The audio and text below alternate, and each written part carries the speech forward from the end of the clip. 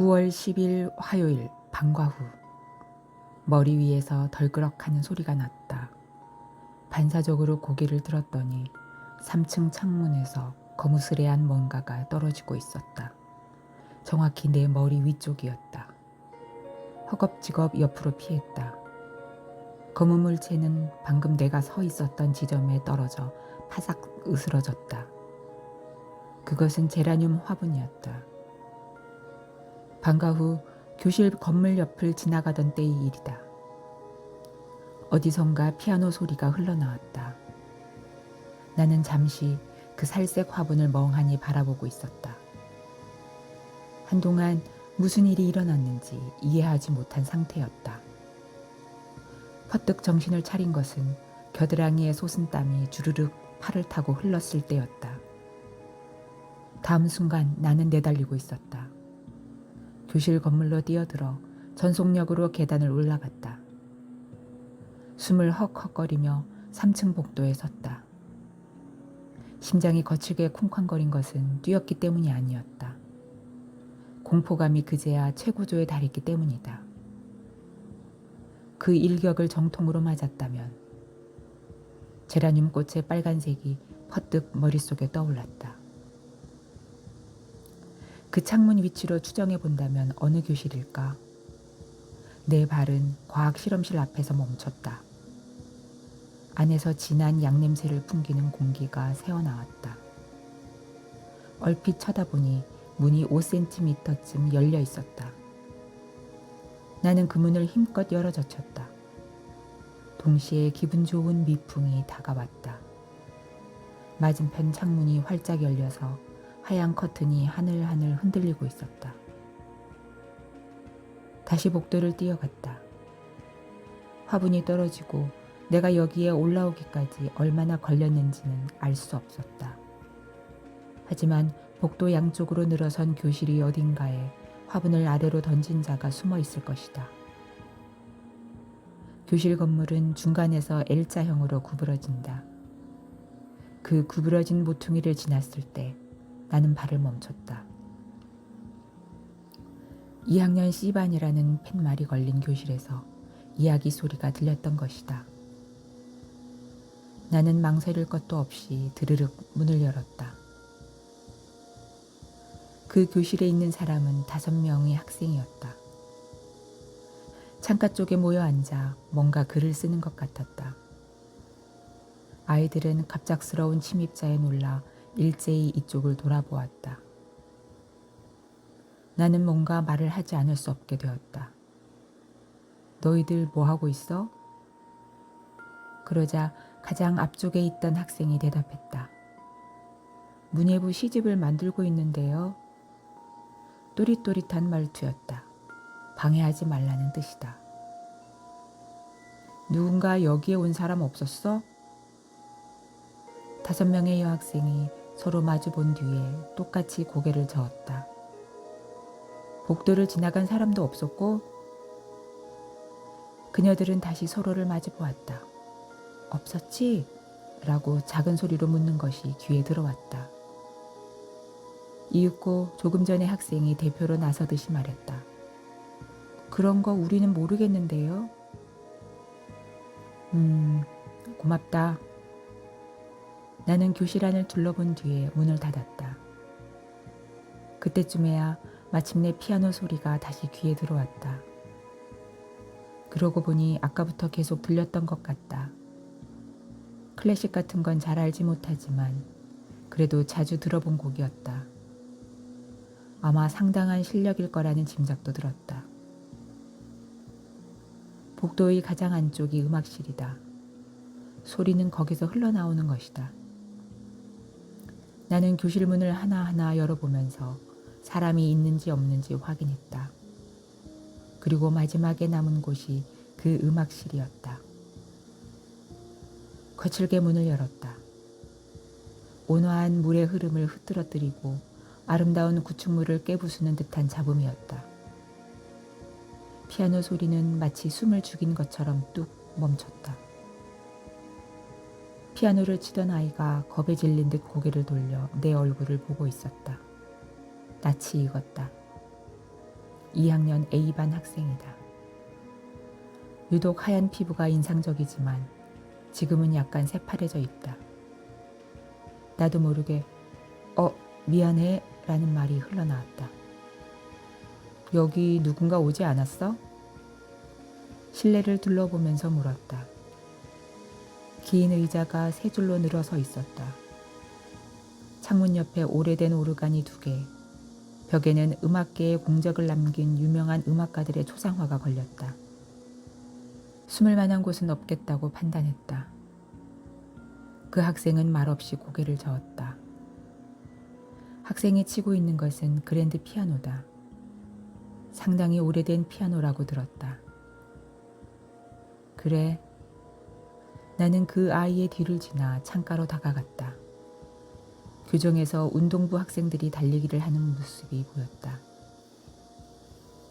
건물 계단은 이 음악실을 나가 바로 왼쪽에도 있다. 아마도 범인은 그쪽으로 도망친 것이리라. 그럴 만큼의 시간 여유는 충분히 있었을 것이다. 문제는 그게 누구냐는 것인데. 나는 피아노를 치던 아이가 지그시 이쪽을 쳐다보는 것을 깨달았다. 불안한 표정이었다. 애써 웃는 얼굴을 지으며 말했다. 피아노 계속 쳐볼래? 잠깐 듣고 싶으니까. 그녀는 그제야 표정을 누그러뜨리고 흘끗 악보에 시선을 던진 뒤에 부드럽게 손가락을 움직였다. 조용하게 고조되는 음률. 그렇지, 쇼팽이다. 나 같은 사람도 알고 있는 유명한 곡이다. 창밖을 바라보며 쇼팽을 듣는 생각지도 못한 우아한 시간이었다. 하지만 내 기분은 환해지지 않았다. 마음은 여전히 우울할 뿐이었다. 내가 교사가 된 것은 5년 전이다. 딱히 교육에 흥미가 있었던 것도 아니고 이 직업을 동경했던 것도 아니다. 한마디로 말하면 어쩌다 보니라는 게 적합한 표현일 것이다. 고향의 국립대 공학부 정보공학과를 졸업한 나는 모 가전제품 회사에 취직했다. 본사가 우리 지역에 있다는 것이 선택의 이유 중 하나였지만 내가 배속된 곳은 엉뚱하게도 신슈 쪽의 연구소였다. 하지만 업무 내용은 광통신 시스템 개발 설계여서 그럭저럭 내가 희망하던 일이라고 할 수 있었다. 나는 그 연구소에서 3년 동안 근무했다. 변화의 계기가 찾아온 것은 4년째 되던 해였다. 도호쿠 지역에 새 공장이 들어서고 광통신 시스템 개발 연구원 대부분이 그쪽으로 옮겨가게 된 것이다. 물론 나도 마찬가지였다. 나는 망설였다. 도호쿠 지역은 너무 멀다는 이미지를 갖고 있었다. 산속에서 평생을 보내게 될지도 모른다는 선배 사원의 농담인지 진담인지 알 수 없는 말도 은근히 으스스했다. 이직을 생각해 보았다. 다른 기업에 재취업을 할까 아니면 공무원이 될까. 하지만 어떤 길도 그리 쉽게 열릴 것 같지 않았다. 일찌감치 포기하고 도호쿠로 가는 수밖에 없는가? 그렇게 마음먹은 참에 내게 교사가 될 것을 권한 것은 어머니였다. 나는 대학 재학 중에 수학교사 자격증을 땄지만 그것을 써먹지도 않고 묵혀두는 건 아깝다는 것이었다. 물론 어머니 입장에서는 아들을 도호쿠 같은 먼 곳에 보내고 싶지 않았던 것뿐이겠지만 실제로 교사는 급여 면에서도 그 무렵의 수입에 비해 결코 나쁜 직업이 아니었다. 하지만 교원 임용시험은 그리 간단히 합격할 수 있는 게 아니다. 나의 그런 염려에 대해 어머니는 사립학교라면 어떻게든 될 거라고 말했다. 돌아가신 아버지가 사학협회에 나름대로 연줄이 있었던 모양이었다.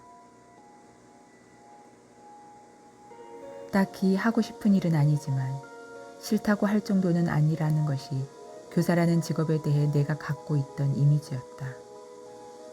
나이든 어머니가 일껏 추천해 주었는데 그걸 딱 잘라 거절하면서까지 꼭 하고 싶은 다른 일이 있는 것도 아니었다. 결국 나는 어머니의 말을 따르기로 했다. 일단 2, 3년 정도만 해볼까 하는 가벼운 마음이었던 것이다. 정식으로 임명장이 도착한 것은 그 다음 해 3월이었다. 사립 세이카 여자고등학교, 나의 두 번째 직장이다. 이 학교는 S역에서 5분 거리, 주택단지와 밭으로 둘러싸인 기묘한 환경이다. 학생 수는 한 학년이 8개 학급 각 45명씩 360명이다. 20여 년 전의 전통을 자랑하고 제법 괜찮은 대학 진학률을 유지하고 있어서 현내의 여고 중에서 명문 학교로 손꼽힌다. 실제로 내가 세이카 여고 교사가 되었다고 지인들에게 말했더니 하나같이 좋은 학교로 정해졌네 라고 축하해 주었다. 회사에 사표를 내고 나는 그해 4월부터 당장 교단에 서게 되었다. 첫 수업은 그야말로 생생하게 기억이 난다. 분명 1학년 학급이었다. 나도 이 학교에 처음 왔다. 신입생 여러분과 똑같은 처지다 라고 자기소개를 했었다. 첫 수업을 마쳤을 때 나는 벌써 교사라는 직업에 대해 자신감을 잃고 있었다. 딱히 실수를 한 것도 아니고 학생들을 통솔하기가 어려웠던 것도 아니다. 다만 여학생들의 시선을 견뎌내기가 너무 힘들었던 것이다. 나는 나 자신이 남들에게 주목받을 만한 인간이라고는 생각하지 않는다. 어느 쪽인가 하면 오히려 남들 뒤에 숨어있는 편이다. 하지만 학교 교사는 그럴 수 없다. 학생들은 내가 내뱉는 말 한마디 한마디에 반응하고 일거수일투족을 주목한다. 수업 시간 내내 100개 가까운 눈이 나를 감시하는 것 같은 느낌이었다. 학생들의 시선에 익숙해지기 시작한 것은 2년 전쯤부터다. 신경이 무뎌진 게 아니다. 학생들이 교사에게 거의 아무런 관심도 없다는 것을 깨달았기 때문이다. 하지만 여전히 여학생들의 속마음은 전혀 이해가 되지 않았다. 아무튼 날이면 날마다 놀라운 일의 연속이었다. 어른인가 싶으면 의외로 어린애 같고 그런가 하면 어른 뺨칠 만큼의 문제를 일으키기도 하고 단 한 번도 그녀들의 행동을 예측할 수 있었던 적이 없다. 그것은 교사 생활 1년 차에도 5년 차에도 거의 달라지지 않았다. 학생들뿐만이 아니라 학교 교사라는 인종도 전혀 다른 직종을 거쳐온 나에게는 특이한 생물로 보이는 경우가 적지 않았다. 학생의 기강을 바로잡겠다고 별 의미도 없이 아득바득 용을 쓰거나 눈빛까지 획 달라져 옷차림이며 머리며 화장을 단속하는 것이 나로서는 도무지 이해가 되지 않았다. 학교라는 곳은 알 수 없는 일이 너무 많다라는 것이 지난 5년 동안 내가 갖게 된 느낌이다. 하지만 요즘 들어 한 가지만은 확실하게 알게 되었다. 그것은 내 주위에 나를 죽이려고 하는 인간이 존재한다는 것이었다. 내가 그 사리를 눈치챈 것은 사흘 전 아침이다. 장소는 S역 플랫폼이었다. 만원 전철에서 밀려 나와 인파에 휩쓸리듯이 플랫폼 가장자리를 걸어가고 있을 때 갑자기 누군가 나를 밀쳤다. 갑작스러운 일이어서 나는 균형을 잃고 선로 쪽으로 두세 걸음 비틀거렸다. 가까스로 몸을 바로 세웠을 때는 하마터면 선로로 떨어질 뻔한 참이었다. 남은 거리가 10cm도 안 되었다. 위험하잖아. 대체 누구야? 그렇게 생각한 순간 전율이 온몸을 훑고 갔다. 자칫 떨어질 뻔한 선로로 급행열차가 번개처럼 통과해 갔던 것이다. 마음이 바짝 얼어붙는 것 같았다. 나는 확신했다. 누군가 고의로 밀쳤던 것이다. 타이밍을 재고 내가 방심하기를 기다려서. 하지만 대체 누가? 안타깝게도 그 인파 속에서 범인을 찾아낸다는 것은 이미 불가능한 일이었다. 두 번째로 사루이를 감지한 것은 어제였다. 수영부 연습이 없는 날이어서 나는 혼자서 학교 풀장에서 수영을 하고 있었다. 원래 수영은 좋아하는 편이다. 50m를 3번쯤 왕복한 뒤에 풀장을 나왔다. 양궁부 쪽에 코치를 해줘야 했기 때문에 너무 지치지 않도록 한 것이다. 뜨겁게 달궈진 풀장가에서 정리체조를 한 뒤에 샤워를 했다. 9월로 접어들었지만 여전히 날마다 늦더위가 이어졌다. 샤워기의 물줄기가 더할 수 없이 상쾌했다. 그것을 알아본 것은 샤워를 끝내고 수도꼭지를 잠갔을 때였다. 그것은 내 발밑에서 1m쯤의 거리에 떨어져 있었다. 아니, 발목까지 물이 차 있었으니까 침수된 상태였다고 해야 할까? 처음에는 주먹만한 크기의 흰색 작은 상자처럼 보였다. 얼굴을 가까이 대고 관찰해 보았다. 그리고 그 순간 나는 미친 듯이 샤워실을 뛰쳐나와야 했다. 그것은 100볼트의 가정용 연장 코드 끝부분이었다. 흰색 작은 상자로 보였던 것은 테이블 탭이다. 그리고 코드의 또 다른 한쪽은 탈의실 콘센트에 연결되어 있었다. 풀장에 들어가기 전에는 물론 그런 건 없었다.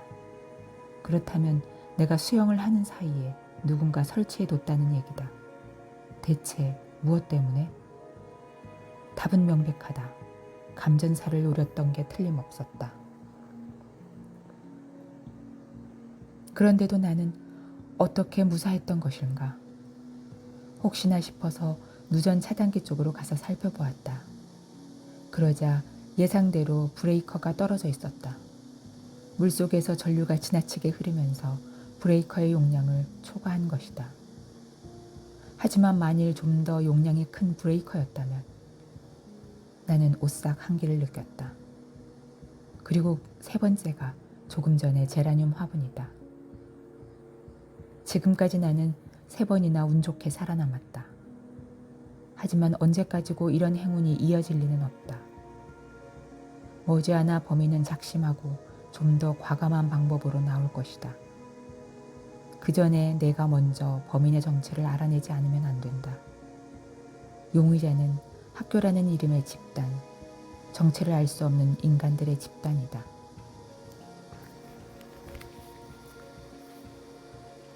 (9월 11일) 수요일 1교시는 3학년 C반, 대학 진학반이다. 2학기가 시작되면서 들썽들썽 떠들어대는 곳은 취업반, 조금씩 열심히 수업을 듣기 시작한 곳은 진학반이다. 교실 문을 열자 소란스럽게 의자를 끄는 소리가 나고 몇 초 뒤에는 전원이 자리에 앉았다. 차렷! 반장의 구령소리에 하얀 블라우스 차림의 학생들이 일제히 일어섰다. 인사를 하고 모두 자리에 앉으면 다시 한바탕 교실 안이 시끌시끌해진다. 나는 곧바로 교과서를 폈다. 교사들 중에는 수업 시작 전에 잡담을 하는 사람도 있는 모양이지만 그런 건 도저히 흉내낼 수 없다.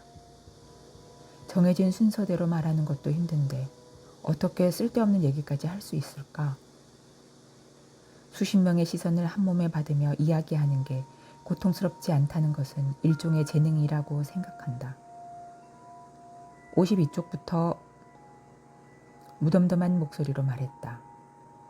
학생들도 이젠 내가 어떤 교사인지 감을 잡았는지 아무 기대도 하지 않는 기색이다. 수학 수업에 관한 것 외에는 일절 어떤 얘기도 하지 않는다는 것 때문에 나한테 머신이라는 별명이 붙은 것도 잘 알고 있다. 티칭 머신의 줄임말이라는 모양이다. 왼손에 교과서를, 오른손에 분필을 들고 수업을 시작했다. 삼각함수, 미분, 적분. 아이들의 몇 %쯤이나 내 수업을 알아듣는지 심히 미심쩍다. 내 말에 고개를 끄덕이고 쉴 새 없이 필기를 한다고 해서 반드시 이해했다고는 할 수 없다. 시험을 볼 때마다 매번 배신감을 느끼게 되는 것이다. 수업의 3분의 1쯤 지났을 때였다. 교실 뒤쪽의 문이 갑작스럽게 열렸다. 아이들이 일제히 그쪽을 돌아보았다. 나도 분필을 든 손을 멈추고 쳐다보았다. 교실에 들어선 사람은 다카하라 요코였다. 그녀는 모두의 시선을 받으며 천천히 걸음을 옮겼다.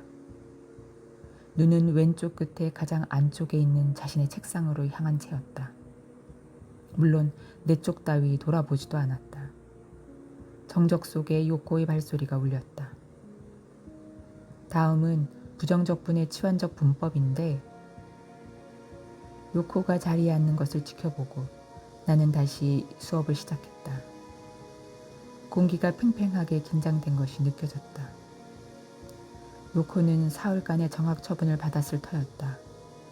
담배를 피우다 걸렸다라는 얘기였지만 자세한 것까지는 알지 못했다. 다만 오늘이 정학 후 첫 등교일이라는 것은 3학년 C반 담임인 하세 선생에게서 들었다. 그리고 1교시를 시작하기 전에 그 하세 선생이 내게 말했다. 아까 출석을 불렀는데 다카하라 요코가 안 왔더라고요. 또 무단결석을 할 모양인데 혹시 지각해서 선생님 수업 중간에 들어오면 따끔하게 얘기 좀 해주세요. 아이들 혼내는 데는 영 소질이 없는데요. 나는 속마음을 그대로 말했다. 그런 말씀 마시고 부탁드릴게요. 선생님은 다카하라 요코가 2학년 때 담임이었잖아요. 그건 그렇지만. 그러니까 꼭 한마디 해주세요. 알았습니다. 대답은 그렇게 했지만 나는 하세와의 약속을 지킬 마음이 전혀 없었다. 물론 내 입으로 말했던 것처럼 학생을 혼내는 데 소질이 없다는 이유도 있었다. 하지만 그보다 실은 다카하라 요코라는 학생을 대하기가 영 껄끄러운 것이다. 요코가 작년에 내가 담임을 맡았던 2학년 B반 학생이라는 건 사실이다. 하지만 그때는 요즘처럼 문제아였던 것은 아니다. 단지 정신적으로나 육체적으로나 조금 앞서간 학생이기는 했다. 올해 3월 종업식이 끝난 뒤였다. 2학년 B반 교실로 와주세요.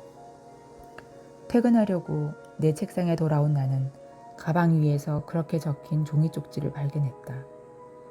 이름은 적혀 있지 않았지만 상당히 잘 쓴 글씨였다. 누가 무슨 일로 불러냈는지 전혀 짐작도 못한 채 나는 인적 없는 복도를 지나 교실 문을 열었다. 기다리고 있던 사람은 요코였다. 그녀는 교탁에 몸을 기댄 자세로 이쪽을 쳐다보고 있었다. 요코 너였어? 나를 불러낸 게? 내가 묻자 그녀는 무표정한 채로 고개를 끄덕였다. 무슨 일이지? 수학 성적에 뭔가 불만이라도 있으신가? 나는 그다지 익숙하지도 않은 농담을 했다. 하지만 요코는 내 말은 싹 무시해버리고 말했다. 선생님에게 부탁할 게 있어요. 오른쪽에 든 하얀 물건을 내밀었다. 봉투였다. 뭐야, 편지? 아니에요. 안을 보세요. 그 말에 봉투 안을 들여다봤더니 기차표인 듯한 것이 들어있었다. 꺼내보니 3월 25일 9시 출발 특급 열차의 승차권이었다. 도착지는 나가노라고 적혀 있었다.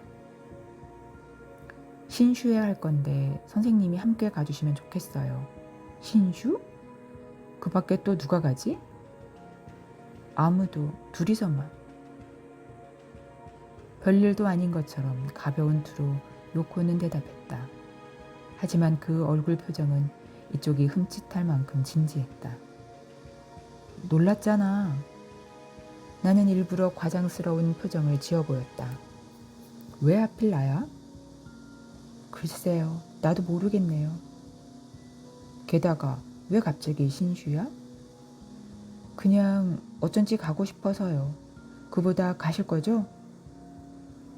이미 결정된 일이라는 듯한 요코의 말투에 나는 고개를 저었다. 왜요?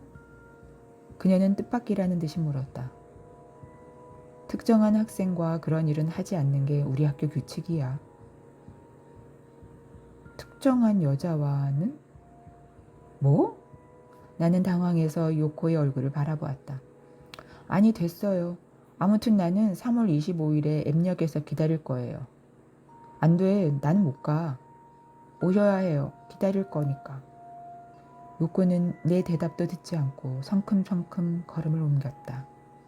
그리고 교실 입구에서 뒤를 돌아보았다. 안 오시면 평생 원망할 거예요. 그런 말을 던지고 휙 복도로 뛰쳐나갔다. 나는 기차표가 담긴 봉투를 손에 든 채 멍하니 교단에 서 있었다. 3월 25일이 될 때까지 나는 몹시 망설였다. 물론 요코와 여행을 떠날 생각 따위는 애초에 없었다. 망설였던 것은 그날 어떻게 해야 하느냐는 것 때문이었다. 완전히 무시하고 혼자 멀거니 기다리다가 돌아가게 할 것인가, 아니면 일단 역에 나가서 설득할 것인가. 하지만 요코의 성격을 감안해 보면 그날 순순히 말을 들어줄 것 같지 않았다. 그래서 결국 역에 나가지 않기로 했다. 1시간쯤 기다리다 보면 제풀에 지쳐 포기하고 집에 돌아갈 거라고 느긋하게 생각했던 것이다. 역시나 그날은 마음이 편치 않았다. 아침부터 시계만 쳐다보고 있었다. 시계 바늘이 9시를 지났을 때는 왜 그런지 큰 한숨이 흘러나오기도 했다. 어지간히도 긴 하루였다. 그날 밤 8시경 전화벨이 울렸다. 수화기를 든 것은 나였다. 네, 마에시마입니다. 전화 너머의 기척으로 요코라고 짐작했다. 요코냐? 여태까지 기다렸어? 요코는 침묵하고 있었다. 하고 싶은 말은 많지만 입술을 깨물며 꾹 참고 있는 표정이 저절로 머릿속에 떠올랐다. 별일 아니라면 이만 전화 끊는다. 그래도 대답이 없어서 나는 수화기를 내려놓았다. 뭔가 묵직한 것이 마음속에 가라앉았다. 봄방학이 끝나고 아이들이 3학년으로 올라간 뒤에도 나는 한동안 요코와 마주치지 않도록 조심조심했다. 복도에서 마주칠 듯하면 재빨리 되돌아서고 수업 중에도 최대한 시선을 던지지 않도록 했던 것이다. 요즘에는 그렇게까지 신경질적으로 피하지는 않지만 내가 요코를 껄끄러워하는 데는 그런 이유가 있었던 것이다. 게다가 또 한 가지, 요코가 옷차림이며 평소 생활 태도로 문제아 취급을 당하기 시작한 게 그 무렵부터라는 것도 실은 마음에 걸려 있었다. 나는 결국 지각에 대해 한마디도 주의를 주지 않은 채 수업을 마쳤다.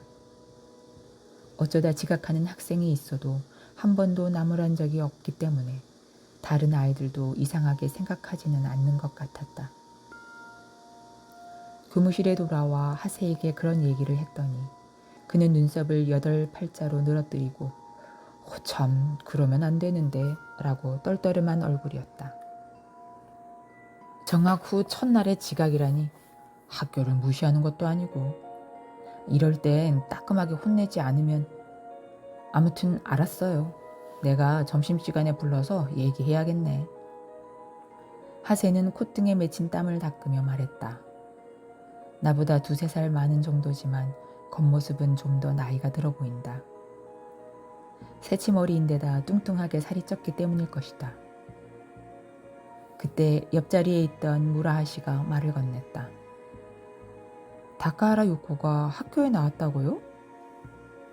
그는 항상 뭔가 속뜻이 있는 것처럼 말하곤 한다. 영 마음에 안 드는 타입이다. 내가 고개를 끄덕였더니 그는 에휴 정신 빠진 놈이라고 툭 내뱉었다. 대체 뭐 하려고 학교에 다니는지 모르겠어. 이곳은 자기 같은 해충이 올 자리가 아니라는 걸 모르는 모양이지? 애초에 3일 정학이라는 게 너무 약했어요. 일주일, 아니 한 달은 필요한데. 하긴 그래봤자 인간이 달라질 리도 없지만.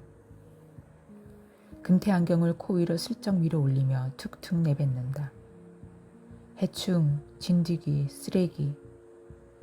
나는 딱히 정의파도 뭣도 아니지만 무라하 씨가 학생들을 그런 식으로 말할 때마다 매번 마음이 불쾌했다.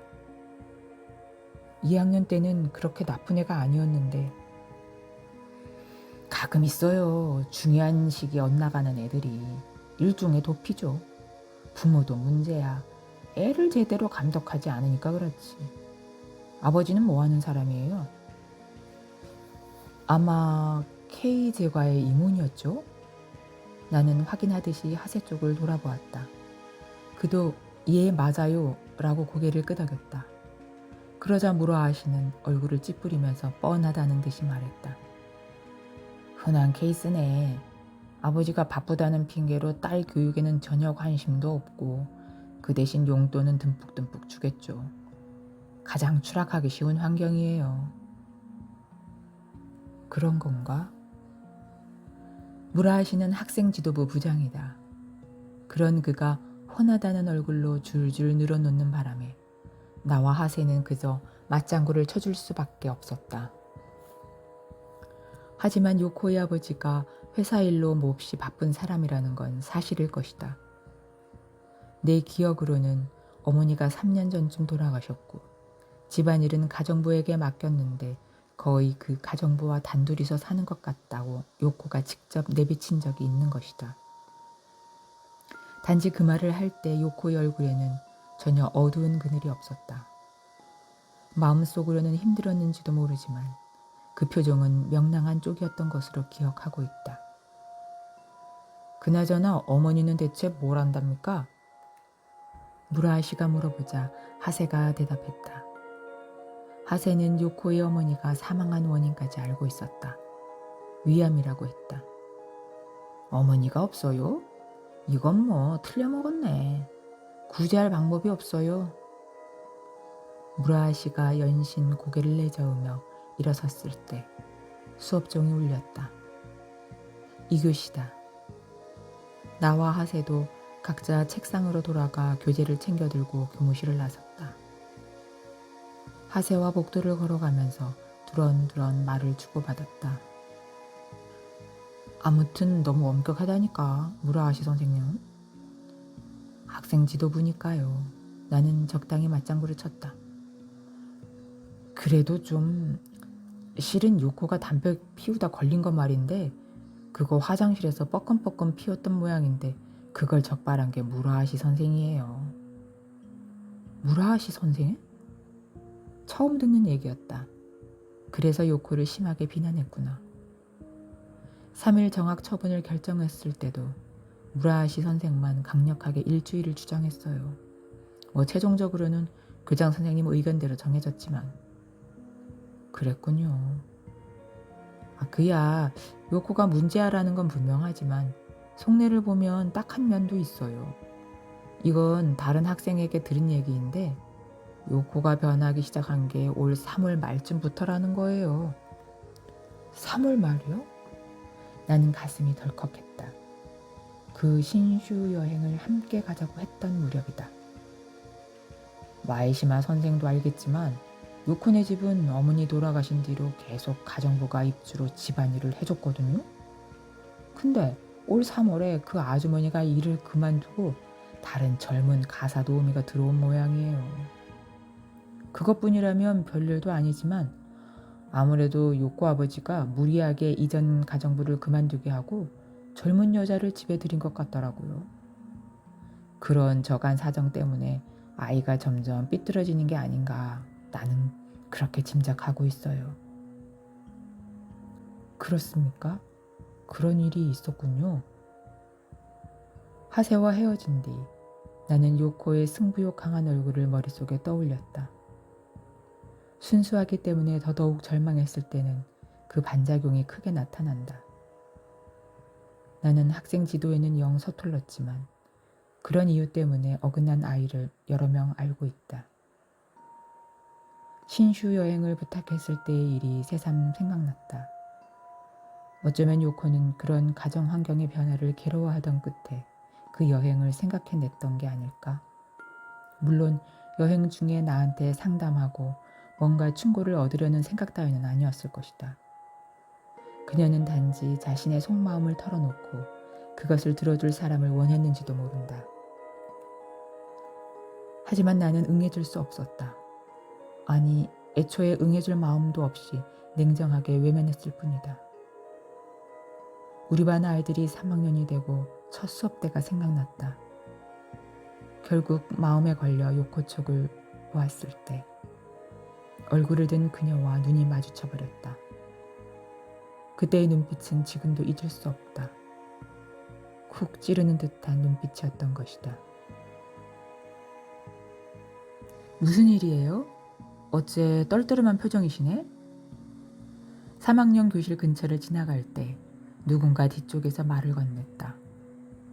이런 식으로 말을 붙이는 학생이라면 뻔히 정해져 있다. 게이코 아니면 가나에다. 뒤를 돌아보니 예상대로 게이코가 다가오는 참이다. 어제 부부싸움이라도 하셨어요? 너는 기분이 좋아 보이는구나. 그러자 게이코는 목을 꾹 움츠렸다. 아유, 기분이 좋기는요. 지금 최악이에요. 이거 도키타 선생님에게 혼났거든요. 자신의 머리칼을 손끝으로 잡으면 말했다. 여성스러운 웨이브가 꼬불꼬불 들어갔지만 파마는 당연히 금지사항이다. 태어날 때부터 이렇다고 말했는데도 도키타 선생님은 도무지 믿어주지를 않는다니까요. 도키타 선생은 그쪽 반의 담임교사다. 역사를 가르치고 있다. 당연하지. 1학년 때는 반듯한 단발머리였잖아. 아무튼 그런 거에 너무 엄격하세요. 융통성이 없어요. 융통성이. 화장은 이제 안 하는 것 같네? 그건 좀 그렇죠. 너무 눈에 띄니까. 여름방학 동안에 게이코는 화장을 하고 양궁부 연습에 참가했다. 햇볕에 그을린 피부에 오렌지색 립스틱이 아주 잘 어울린다나 어쩐다나 하는 소리를 했었다. 스기타 게이코 3학년 B반 양궁부 주장이다. 소녀티를 벗고 바야흐로 성인 여성으로 서서히 변신 중이다. 3학년쯤 되면 다들 부쩍 어른스러워지지만 그 중에서도 특히 두드러져 보인다. 이 게이코도 어떻게 대해야 할지 영 어렵기만 한 학생이다. 그 통합 합숙 훈련 이후로 특히 그렇다. 나도 모르게 시선을 피하게 된다. 그런데 게이코 쪽은 무슨 생각을 하는지 합숙 훈련 때의 일에 대해 아무 말도 하지 않았다. 마치 아무 일도 없었던 것처럼 굴었다. 어쩌면 이 여학생에게는 그런 건 별일도 아닌 것인가. 오늘도 연습에 나오실 거죠? 게이코는 나무라는 듯한 눈초리로 나를 보았다. 요즘에 양궁부 연습을 거의 봐주지 않았다. 신변의 위험을 감지하고 방과 후에는 일찌감치 집에 가기로 했기 때문이지만 게이코에게 그런 말을 할 수는 없었다. 미안하지만 오늘도 내가 시간이 없네. 연습 잘 부탁한다. 아이 참, 요즘 1학년 애들이 자세가 흐트러지고 있는데 그럼 내일은요? 내일은 나갈 수 있을 거야. 꼭 나오셔야 해요. 그렇게 말하고 게이코는 빙글 몸을 돌려 걸음을 옮겼다. 그 뒷모습을 보고 있으려니 지난번 합숙 훈련에서의 일은 역시 꿈이었나 하는 마음까지 들었다. 세이카요고에는 12개의 운동부가 있다. 교육 방침에 따라 학교 측에서는 학생 모두에게 운동부에 가입할 것을 권장하고 있고 후원도 아끼지 않는다. 그 보람이 있었는지 농구부와 배구부를 선두로 각 운동부마다 상당히 활발한 활동을 펼치고 있다. 각종 대회에서 높은 순위까지 올라가는 경우가 해마다 두세 팀은 있을 정도다. 그런데 그만큼 왕성한 활동을 펼치는데도 2년 전까지 운동부 합숙훈련이 금지되어 있었다. 한창 때의 여학생들을 함부로 외박하게 할 수 없다는 단순한 이유 때문이었지만 이런 인습은 타파하기가 어려워서 해마다 합숙훈련 얘기가 나오는데도 한 번도 실현된 적이 없었다. 그래서 새롭게 나온 의견이 운동부의 통합 합숙훈련이었다. 각 팀마다 제멋대로 합숙하는 것이 바람직하지 않다면 운동부 전체가 모여서 합숙을 하면 어떻겠느냐는 것이었다. 이렇게 하면 행선지나 숙소는 학교 측에서 정하면 되고 인솔교사가 많아지기 때문에 조직적인 감독도 가능하다. 단체로 움직이면 금전적인 부담도 줄어들 터였다. 물론 반대 의견도 여전히 남아 있었지만 작년에 드디어 제1회 통합 합숙 훈련이 실현되었다. 나도 양공부 지도교사로서 동행했고 결과는 대성공이었다. 학생들의 평판도 아주 좋아서 당분간 계속해보자고 얘기가 되었다. 그리고 올 여름방학 제2회 통합 합숙 훈련에 들어갔다. 행선지는 지난번과 마찬가지로 현에서 운영하는 스포츠 레저 센터였다. 일주일 동안 연습에 매진하는 하루하루가 이어졌다. 첫날의 일정표는 우선 6시 30분 기상, 7시 조식, 8시부터 11시까지 연습, 12시부터 중식, 1시 30분부터 4시 30분까지 연습, 석식은 6시 30분, 그리고 10시 30분에는 소등하는 것으로 짜여졌다. 상당히 힘든 일정이지만 각 팀별로 적절히 휴식 시간을 가져도 좋다고 했고 자유시간도 적지 않았기 때문에 학생들에게서 불평은 거의 나오지 않았다. 특히 석식에서 소등까지의 시간을 크게 기대하는 모양이었다. 평소 학교에서는 맛볼 수 없는 친밀감과 연대감을 서로에게서 느꼈을 터였다.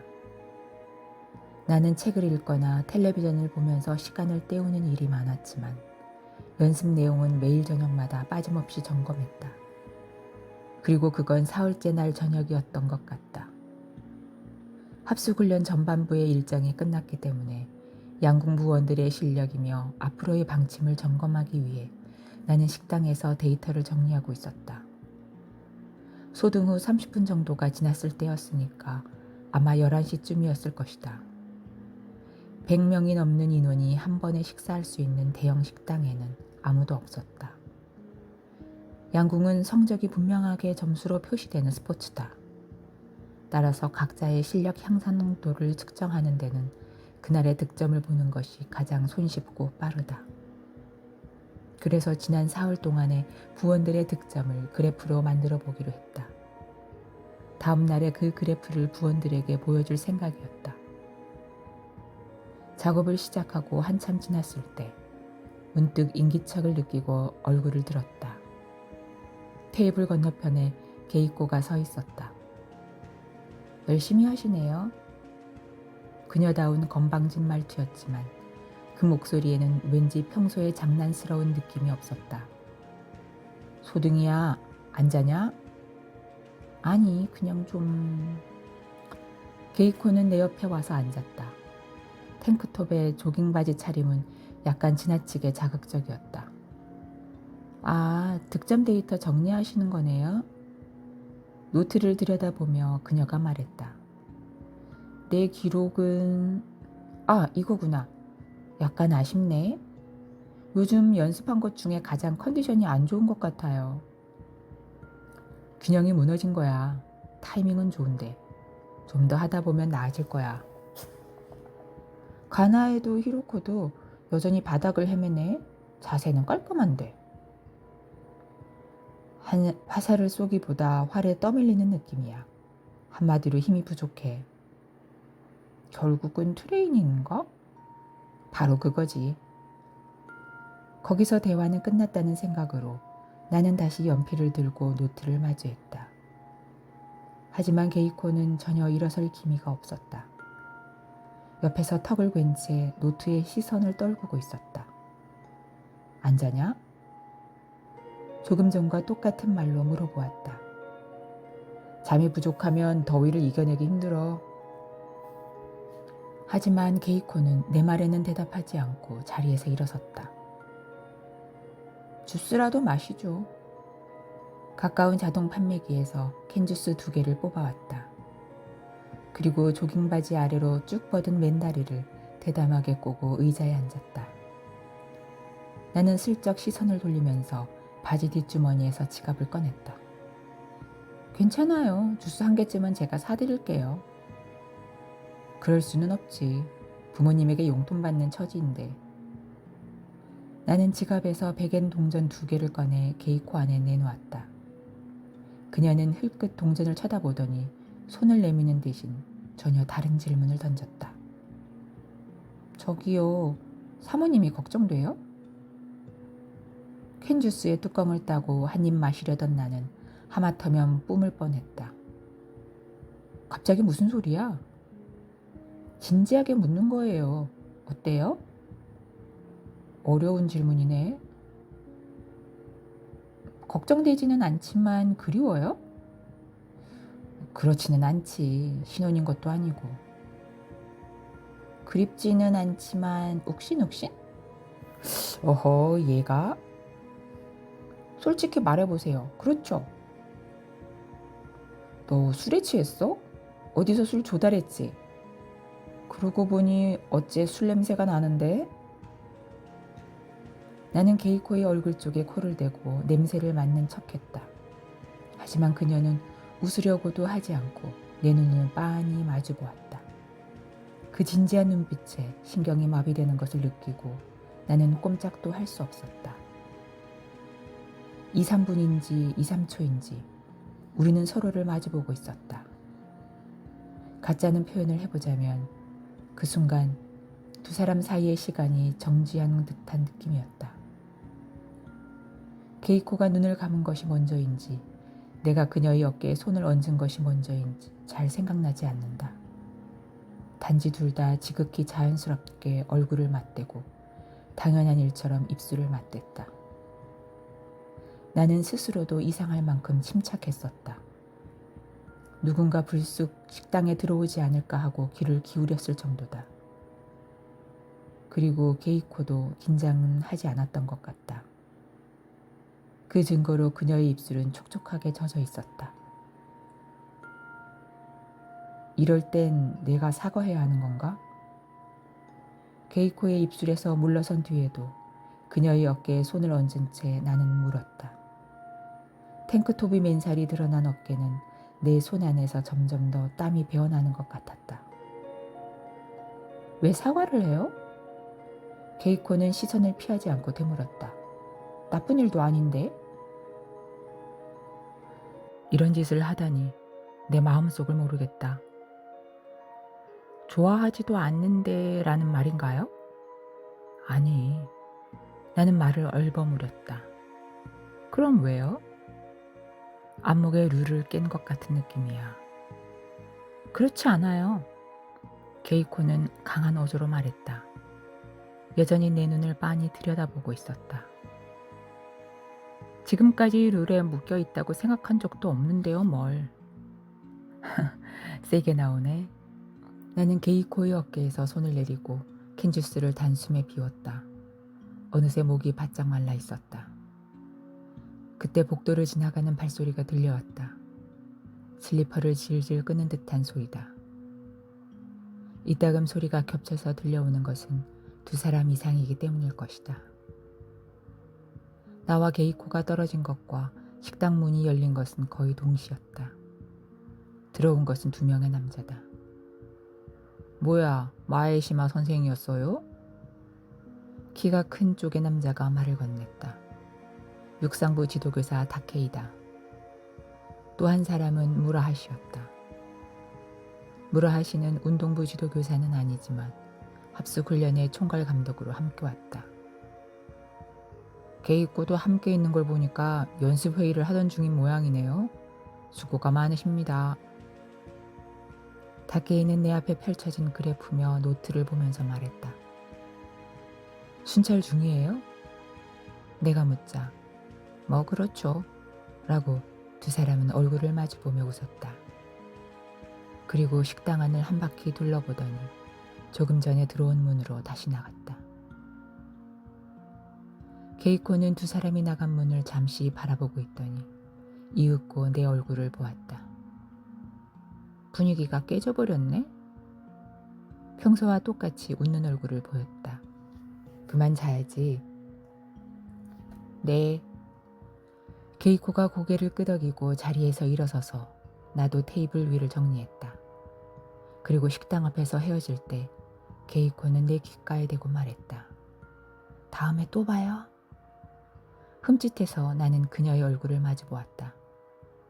하지만 그녀는 선생님 안녕히 주무세요 라고 유난히 또렷한 어조로 인사를 건네고 나와는 반대 방향으로 복도를 멀어져 갔던 것이다. 다음 날 연습 때 나는 게이코와 마주치는 것을 어쩐지 피하고 있었다. 양심에 찔리는 것도 있었다. 하지만 사실은 나이값도 못하고 수줍음을 느꼈던 것이다. 그런데 게이코의 나에 대한 태도는 전날까지와 하나도 다른 게 없었다.